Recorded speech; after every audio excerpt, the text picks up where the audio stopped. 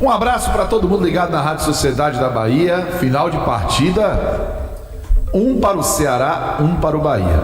Eu diria, sobre o viés do tricolor baiano, que esse placar, diante da história da partida, ele tem um sabor agridoce.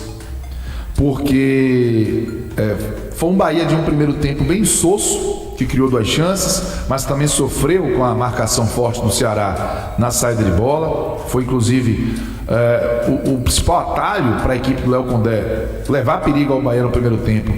Essa proposta de pressionar o Bahia já no campo de defesa do Bahia. E aí o Paulo Baia, aquela chance, o Dieguinho, foram oportunidades. Não teve aquela chance clara, mas teve algumas oportunidades sim de ameaçar a meta do Bahia. O Ronaldo não foi exigido no primeiro tempo, até aquele momento, em que a gente vai chegar do pênalti. E o Bahia exigiu do Bruno, 2 finalizações, uma do Michel Araújo, uma jogada individual, e uma do William José, uma jogada trabalhada. O William José finalizou dentro da área. O primeiro tempo, se terminasse 0-0, ele seria um primeiro tempo que a gente teria ingredientes para criticar o Bahia, mas também tinha ingredientes para criticar o Ceará. Os 2 times, na minha opinião, se nivelaram em um jogo de muita transpiração e pouca inspiração.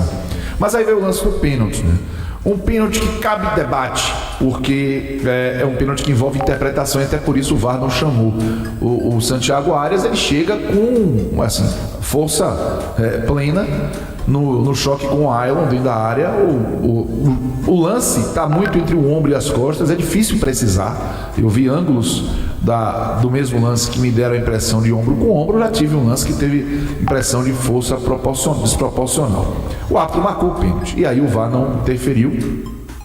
O Lourenço precisou finalizar 2 vezes, que o Ronaldo chegou a defender o pênalti. Aliás, grande jogo do Ronaldo, porque ele conseguiu fazer a defesa do pênalti, mas no rebote aí realmente é falta de sorte. Ele acabou permitindo ali no rebote que o Lourenço fizesse 1-0 para o Ceará, e o primeiro tempo acabou 1-0. O Rogério Ceni faz uma mexida importante no intervalo, ele coloca o Kaique no lugar do Michel Araújo, e o segundo tempo já é outro. O segundo tempo tem um Bahia que é muito melhor que o Ceará, que parte para cima, que começa a ter mais volume ofensivo e empata cedo. O Sanabria, que fez um jogo muito interessante, desde o começo, com uma capacidade altíssima de ganhar duelos individuais. O Sanabria, ele faz um arrasto de bola do lado para dentro e encontra o Everton Ribeiro. O passe foi tão preciso que, para muitos, o lance seria invalidado, com impedimento. Mas o Everton Ribeiro não estava impedido, o lance foi legal, e rapidamente o camisa 10 do Bahia dá um passe para o William José empatar, e estamos falando de 10 minutos de jogo. Então, 10 minutos do segundo tempo, o Sanabria já tinha criado uma chance. O Ceará só tinha finalizado uma bola do Galeano no início. O Bahia fazia o gol de empate e dava uma perspectiva de virada, porque era um momento muito bom do Bahia, e o que a gente enxergou de reação do Ceará não dava nenhum indício de que o Ceará ia tentar voltar para o jogo rapidamente. O Bahia aparentemente fez essa leitura, chegou a ter uma outra oportunidade clara, com o Bruno Ferreira defendendo um chutaço do Jean Lucas. Depois teve o Sanabria numa cabeçada, um cruzamento fantástico do Everton Ribeiro. A arbitragem chegou a invalidar, mas a condição do Sanabria era legal, só se foi um outro lance, mas não foi identificado esse lance, que foi marcado impedimento. Se a bola entra, o Bahia faria o 2-1. O Bahia foi tendo algumas oportunidades e o Ceará perdendo força, tenacidade, O Ceará começou a ameaçar basicamente bola parada. Foi a bola do Paulo Baia, por exemplo, que passou raspando no ângulo. Mas esses lances, eles passaram a ser mais fortuitos, mais isolados dentro da história da partida. A questão toda é que os jogadores do Bahia também cansam, Cansaram os jogadores do Ceará, cansaram os jogadores do Bahia. O Rogério fez trocas que não foram necessariamente ruins, não vou classificar trocas como ruins. Penso que o Everton Ribeiro, quando saiu, estava no melhor momento dele no jogo. Talvez o melhor momento dele é algumas rodadas de Série A, mas o cansaço poderia estar batendo na porta, e só quem vai saber disso claramente é quem está ali no campo. Percebeu o Everton Ribeiro fazendo um sinal de positivo para o Rogério ao deixar o gramado. Acevedo já estava também visivelmente cansado.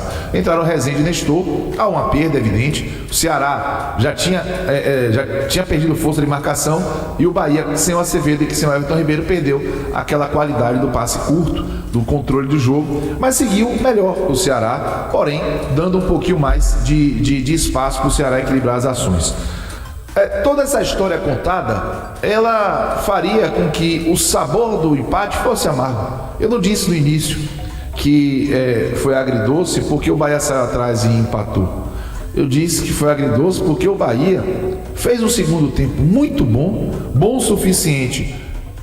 Talvez se eu disser muito bom, ele fantasie esse segundo tempo de um segundo tempo vistoso. Não foi vistoso, mas foi muito melhor que o do Ceará. E isso precisa ficar claro. E talvez isso desse aquela frustração de podia ter virado. Mas aí o Bahia tem que respirar aliviado também. Porque nos acréscimos, são nos 49 do segundo tempo, o Bahia errou na saída de bola. O Vina entrou sozinho contra o Ronaldo, sozinho mesmo, com a bola dominada, chutou e o Ronaldo defendeu com o peito, ainda bateu na trave. Um lance inacreditável. A gente viu o Bahia fazer gols contra o Ceará nos finais das partidas de Copa do Nordeste e de Série A, semifinal de Copa do Nordeste e Série A. O Bahia hoje fez outro gol nos acréscimos, só que foi com o peito do goleiro, para evitar os 3 pontos do Ceará e mais uma derrota na Série A. Então, com esse final ali, na hora de baixar as cortinas, essa chance perdida pelo Vinícius, o Bahia acaba tendo algum ingrediente, além do fato de ter saído atrás do placar, para valorizar o empate. O Bahia fez segundo tempo competitivo contra o Ceará, fez primeiro tempo competitivo contra o Cruzeiro, com um pouquinho de perda no segundo tempo do Cruzeiro. O Bahia fez 2 jogos que poderia ter tido uma sorte melhor. Talvez os desfalques tenham pesado, principalmente no acabamento das jogadas. Mas para esse Castelão, em que o Bahia saiu atrás e poderia ter perdido no último lance da partida, e com o fato de ter performado bem, merecido até virar na segunda etapa, a gente tem ali uma percepção mais para positivo do que para negativo desse empate no Castelão. E outro ponto a se observar, e vale destacar porque são jogadores importantes, ninguém que está pendurado tomou cartão amarelo. Então, por exemplo, jogadores como o Juba, o Jean Lucas, o Santiago Arias, Acevedo, seguem à disposição, porque o Bahia tem outro jogo muito importante contra o Vasco. Foi na base da transpiração, foi na base do apetite do segundo tempo, foi no jogo vertical que o Bahia construiu esse empate 1-1 depois de sair, perdendo no primeiro tempo, e volta com um ponto do Castelão. Poderiam ser 3, poderia não ser nenhum. Tá aí esse sabor agridoce. Mas diante do momento com desfalques, eu diria que estancar a sequência de derrotas que sofreu para Cruzeiro e Mirassol acaba sendo a prioridade, e eu reputo o resultado, no fim das contas, como um resultado bom para o Bahia. Comentário da partida. Oferecimento: Ferreira Costa é logo ali, na Paralela e Vale dos Barris.